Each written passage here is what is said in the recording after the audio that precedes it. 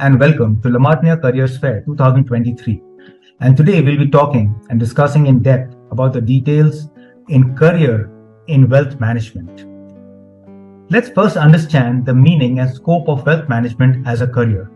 Wealth management is nothing but simply a process of helping people in growing their money, helping people in managing their money, and helping people in protecting their hard-earned money. It involves various aspects like financial planning, tax planning, risk management, investment management, and ultimately all of it is done to help people achieve their financial goals. Now let's understand that no matter what profession or what business you are into, whether you are a jewelry business owner or an architect or a lawyer or a doctor, you are earning money. Your clients are earning money, and people, after they are spending it in their wants and needs, are still left with some money which they are saving, and that money is to be rightfully invested such that it is able to grow better than inflation and is also able to grow in a way to help them achieve their financial goals and objectives. So ultimately, the money that is being saved has to be rightfully invested, and the process of helping people rightfully take the right steps in managing their money, in growing and protecting their money is nothing but wealth management. And we'll talk a little more about it as we go further. So what does typically a wealth manager does?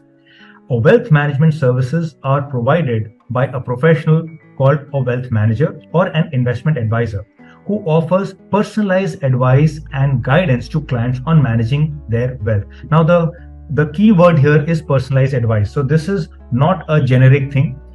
Everyone's requirements, time horizons, risk profile, and financial objectives are very, very different. So when my financial objective is different from your financial objective, how can we have the same product solving the same problem? So it is very personalized, and a tailor-made solution is given, just like a doctor does.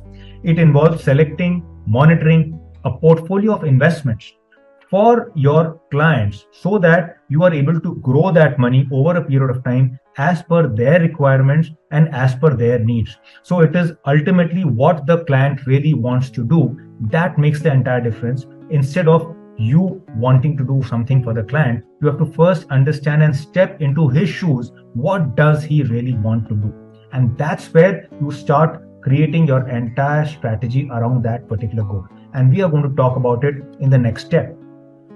This slide basically talks about the entire journey of the process of wealth management. The journey starts with understanding the client's objective, where suppose the client is looking at buying a home over the next 7 years. And his objective is, right now I'm in a rented house, I want to get a home for my own self, and I need to pay say 1 crore for that house. So his objective is to create 1 crore to buy a house after 7 years. In that context, we have to look at identifying a strategy in terms of how much risk he's willing to take to grow that money that he has currently, so such that it becomes close to 1 CR, and after 7 years when that money is there, he's able to buy a house for himself.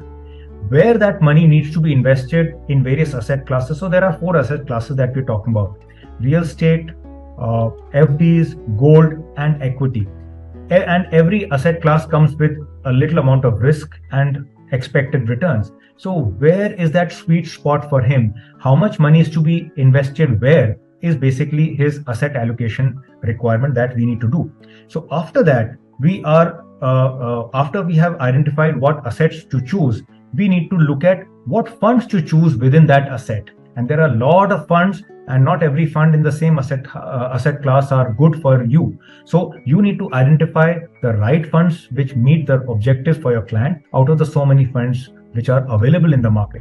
And of course, after the funds are selected and the investment strategies put into place and the amount of investment is done, then of course the job begins, because you need to monitor whether the portfolio is working in the same desired way that you want it to work. Are there any changes required? Are there any tweaks in the portfolio? Has the investment objectives of the client changed over the next 1 or 2 years? Are there some new, variables which have come into his life? So all that is part of a wealth manager's role, where he needs to constantly, be aware of the client and interact with him. So it's a people's business. It's not a transaction.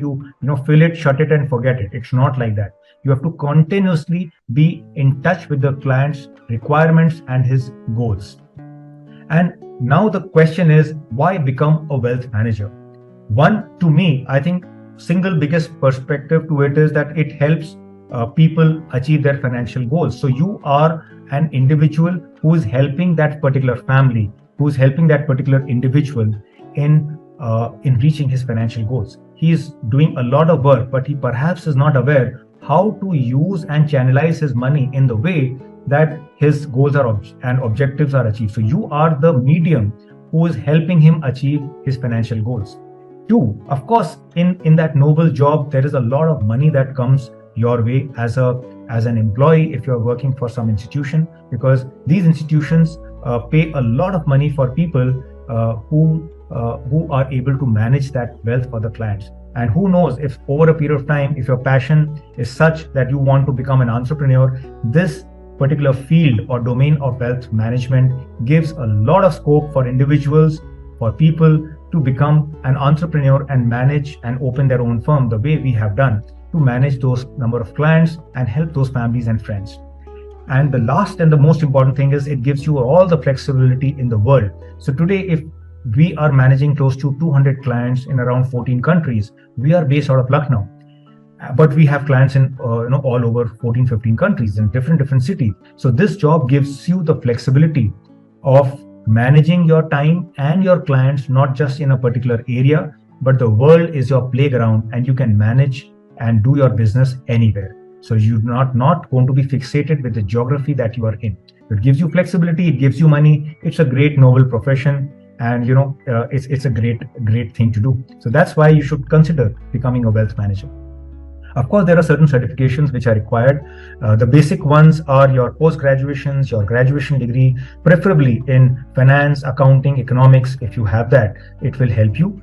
And while you are pursuing this academic, it will be very, very helpful if you try to become an intern and get some experience, a real life experience with some firm, with some company which is dealing into financial assets. So it gives you a lot of learning. And of course, there are certain certifications which are available in the market, like Certified Financial Planner, Chartered Financial Analyst, NISM certifications, which all these certifications help you become a little more equipped and knowledgeable when it comes to dealing with money and products which are there in the market. And of course, it helps. No better way to learn than to learn from the stalwarts and the experience of so many individuals which keep conducting seminars, which you need to attend those YouTube events. A lot of exposure is there from people who are there in the industry for such a long time, such that you are able to learn and grasp and take some view on the industry. That helps you get some exposure there. So what are the basic traits which are required? I think of all the traits, these are some of the traits which I feel are really, really important and can help people become more effective as a wealth manager. And the first and foremost is, let's understand this is a people's business, where you are going to constantly be dealing with people on a one-to-one basis. So you need to have excellent interpersonal skills, excellent communication skills, and the ability to bond with people, to connect with people, because you are going to be dealing with money. It's a very, very responsible job. It's a job which requires a lot of trust. You've got to be very, very honest and passionate about what you're doing. So unless you have, you should not be having any bias around whatever you are doing. And of course, if you have some analytical skills, it really helps you do your job a little better. But because this is a people's business, apart from the bond that you have made, the client will not value your only relationship. There is something beyond relationship, which is knowledge. What you are getting on the table, how you are able to solve the particular problem. Of course, relationship is done, but the basic thing is the client's objectives are to be met. And are you equipped enough to handle his requirement by way of knowledge? Knowledge is power. Knowledge is absolutely non-negotiable in the business that we are talking on wealth management, because everything is so dynamic. things are changing, economic developments, financial developments, a lot of variables are there in the market. So you as a wealth manager need to be abreast with the latest changes which are coming in, and the client should be able to understand the value you are getting onto the table. Apart from the relationship and the trust, there is also a value that you should get on the table, which is coming only from knowledge. So do your reading well and be knowledgeable on that front. Of course, if you look at the career path, it's a very, very progressive career. You start with an associate where you do the basic job and you shadow a relationship manager. After a few years, when you become experienced enough and mature enough, you get to handle few relationships as a relationship manager, where you are actually dealing with the clients directly and presenting to them the options which are available as per their requirements in the market. And once you have done that role for a few years, say 4 or 5 years, you become senior enough in the organization where the management wants to give you the important and the high relationships, the more network people of the institution, where you become a senior portfolio manager, and you are looking at the HNIs of the portfolio, and you oversee not only the private but also some of the commercial accounts, both in India and maybe outside, so that you are able to add value to them.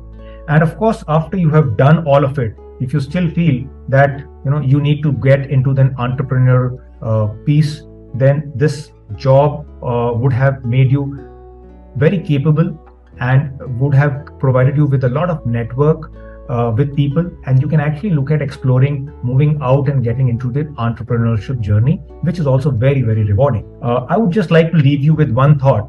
The picture here that you see is that of Warren Buffett. He's the most seasoned investor and the most successful investor of our times. And he said one thing, and which I would like to tell you, because you as students, as young professionals, will be earning money over a period of time. So he says one thing: do not save what is left after spending. Instead, spend what is left after saving. So what he says is, suppose you get 100 rupees as a salary. Put aside 20 rupees for investment on day one, and then manage your entire month with that 80 rupees.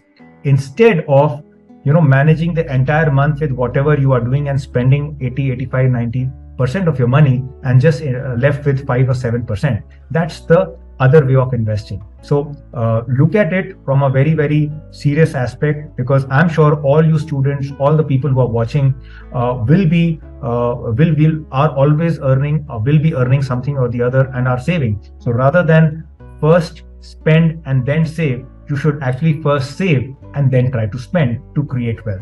So all the best, friends, and hope you have a bright future ahead. Thank you so much.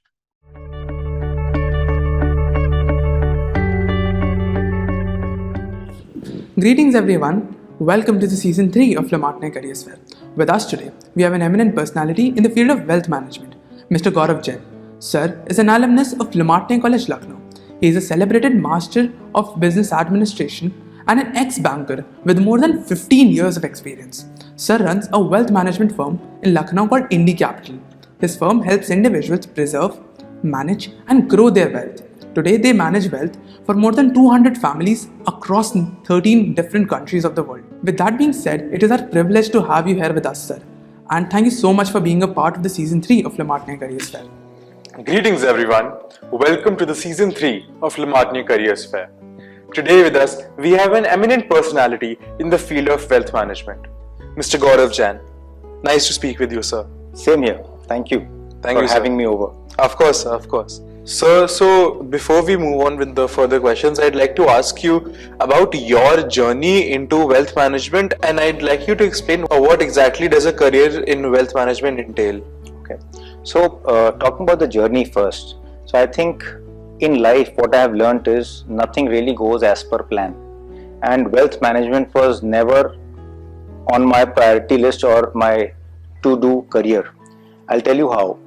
When I got out of college, I got my first job with Coffee Day. So from selling coffee in Coffee Day to selling diapers in Procter & Gamble, I moved back to India and I got a job with Citi. Now, the idea behind taking up a job with Citi was only two, or rather three. One, it has a great brand name. Two, it gives you good money, and 3, the location was Bangalore. So without keeping profile into mind, or rather what is wealth management all about, I jumped into the profession. Little did I realize that it was going to become my passion, because ultimately, if I now connect the dots, as a child I used to spend a lot of time with my father, understanding the stocks, or rather trying to know about their prices on Economic Times. If you remember, long back there used to be ET, Economic Times, with all the stock prices. So he used to ask me, and that's how my early introduction to stock were, long back. And as soon as I got into the profession of wealth management in city, I realized it is growing as a passion. I started loving the subject. I started reading about it, and then I graduated to being an investment specialist in ICICI. And after a couple of years, I moved back to Lucknow, and I realized there was a huge gap where in Lucknow there was no professionalism when it came to people managing the wealth for friends and family. I thought, let's make use of my skills and experience and try to help the fraternity in Lucknow. And that's how we founded our firm, which today manages wealth of close to 250 odd families. We have clients in around almost 13-14 countries, and we are happy to pursue our passion. So it's like we are following our ikigai, where the passion and profession kind of make sense. There are also some money to around the same, and with all this there is also a cause that we are trying to cater, which is helping people make their money better, work for themselves. So like that, sometimes you don't plan for things, it just happens. But I think the one learning which I would like to talk about to everyone watching this is never stop experimenting and learning. Because of that experiment of getting into a new job, I found my passion. So I think the most important part in a person's life is to identify where that passion lies, and if you get that, I think success is just a matter of time. It might be delayed, but it can't be denied. So it's just about that. So I think that's about my little journey so far, and there's a long way to go. We've just started. Thank you, sir, so much for that. And an important thing to note here is that all of us think that first we find a passion for something and then we pursue a career in that. But from your journey, it is of course very evident that once you got into a profession, then you realize your passion for it. So it doesn't have to be one way or the other, which I'm sure everybody who's watching this will find very inspirational. Thank you so much, sir, for that. Yeah. So just like to add one more thing. So I feel it's like finding that magic brick. I don't know how, but someone has to find it somewhere. So it's one way or the other, I don't know, but it's just about when you get there. So I really don't know, it's the first and the second, or the second or the first that happens, but yeah, ultimately you find your passion and that's it.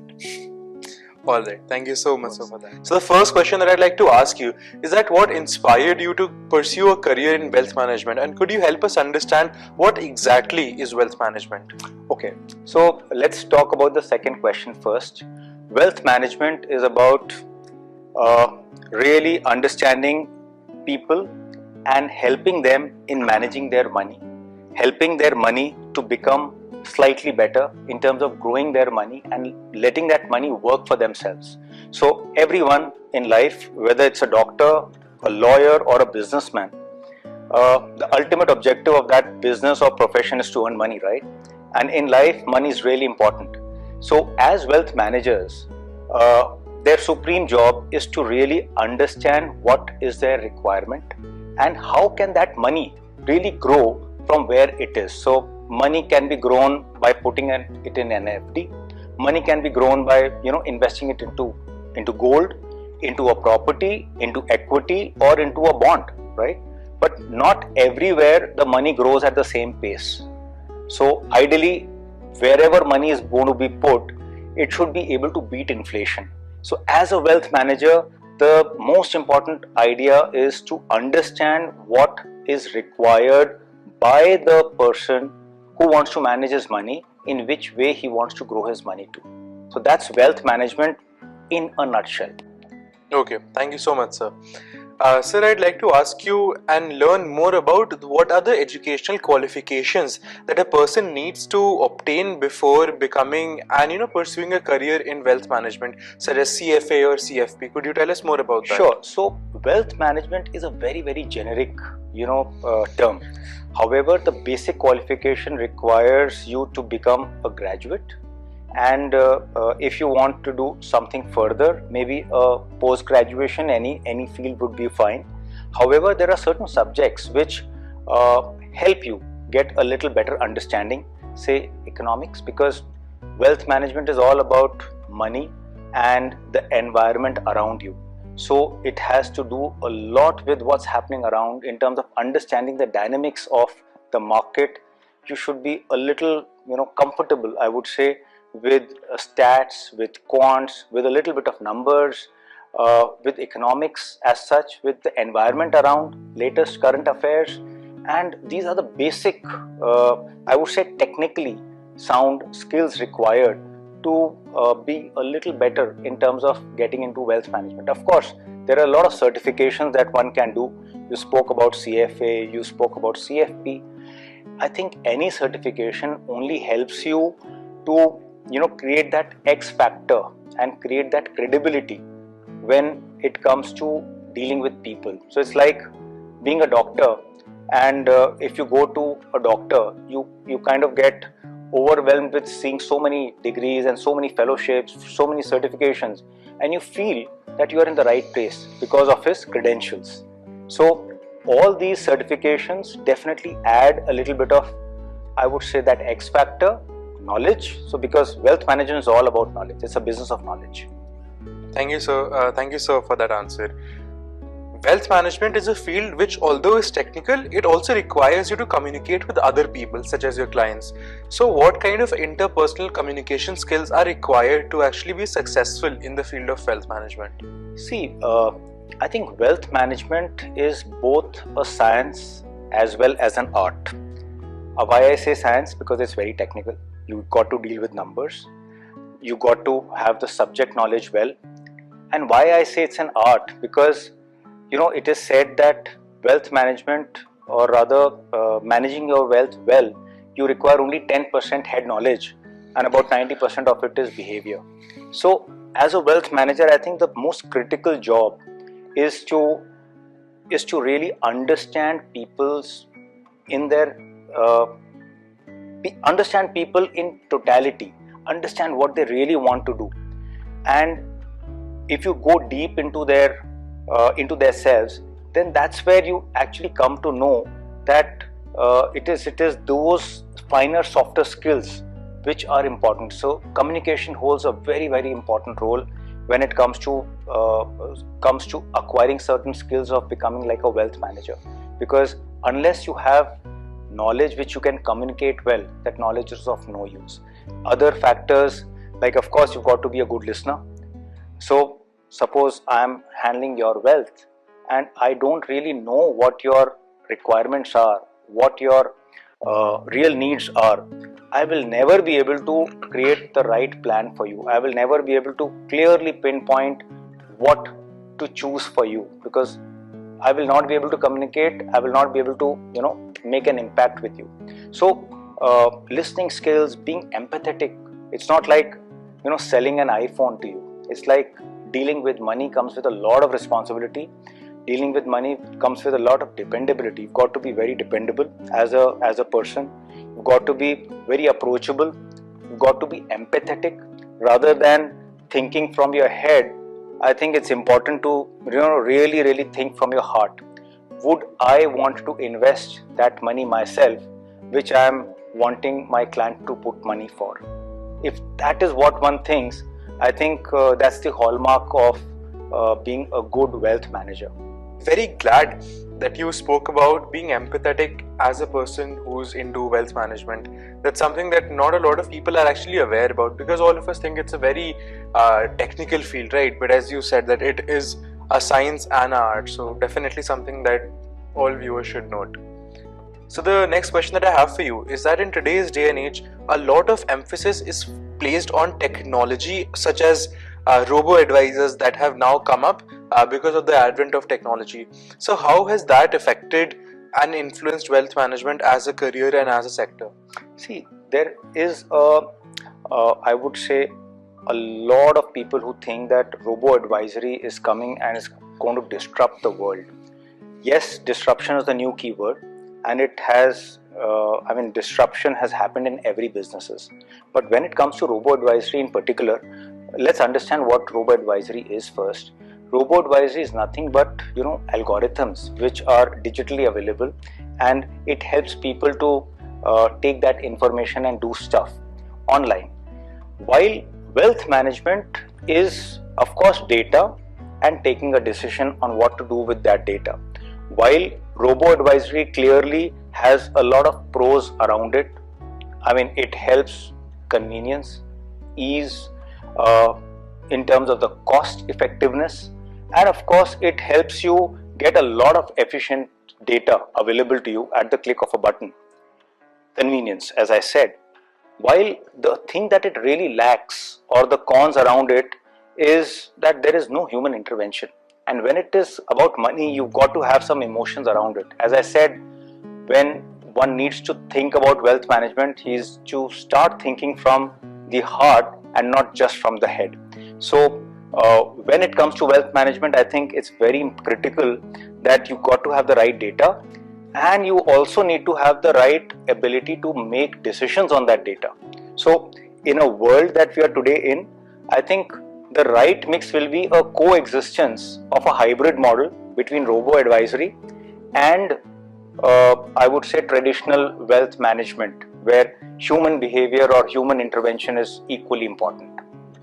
In today's day and age, a lot of emphasis is being placed on technology because, of course, it is something which is influencing all of us and all sectors, of course. So with the advent of technology because of things such as robo-advisory, what kind of effect does it hold for a career in wealth management? Could you tell us more about that? Sure. So I think technology is one thing which we all have to embrace, and in every business, technology has somewhat resulted into a lot of disruption.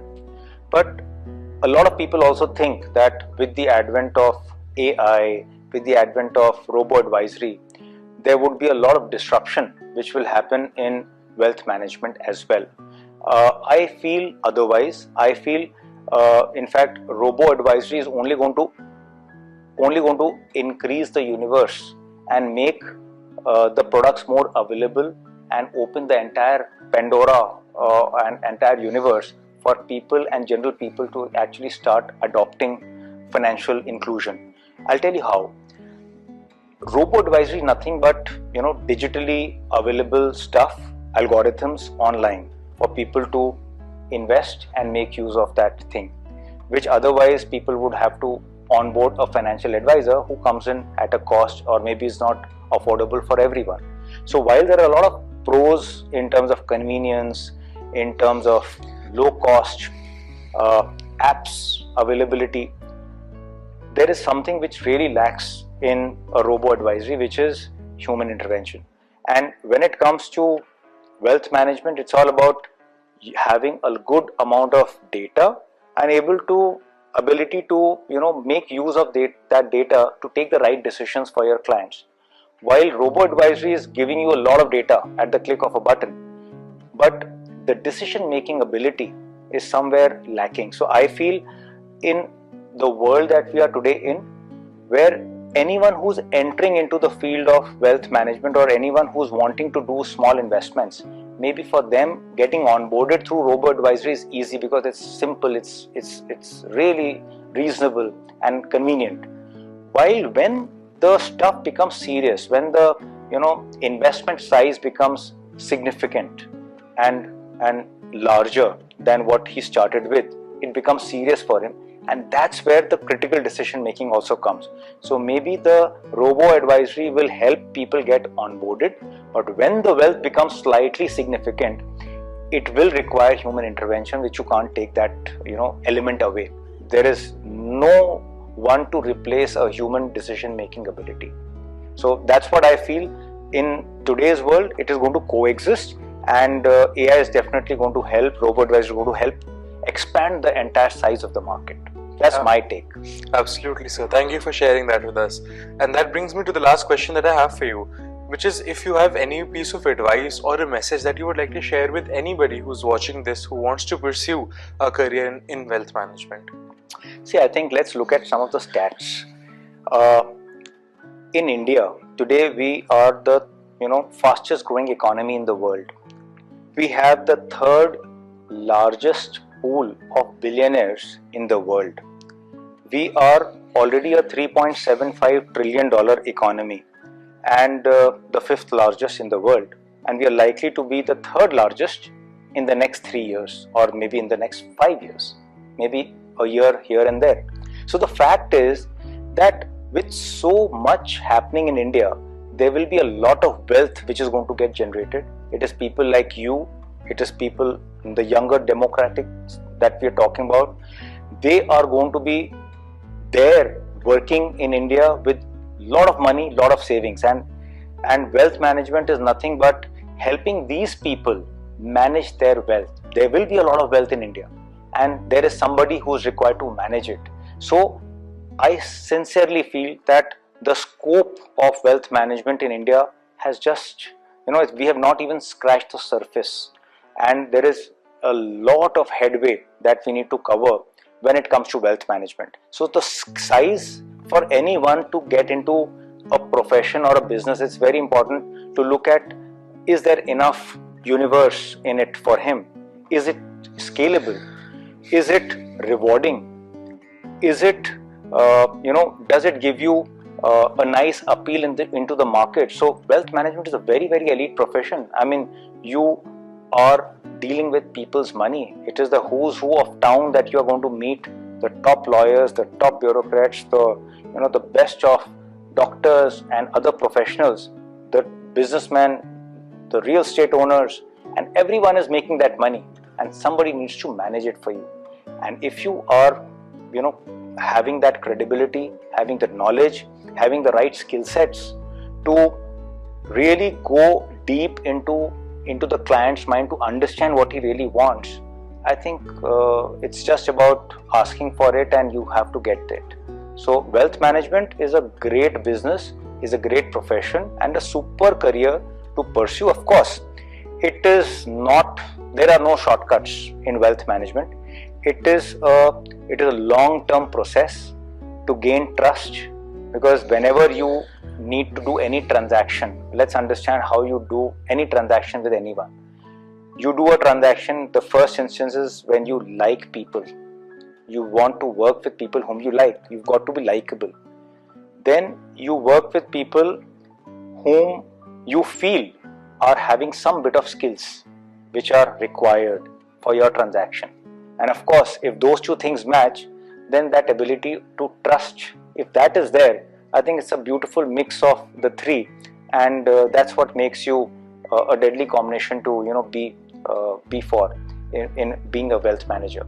So I think very simple.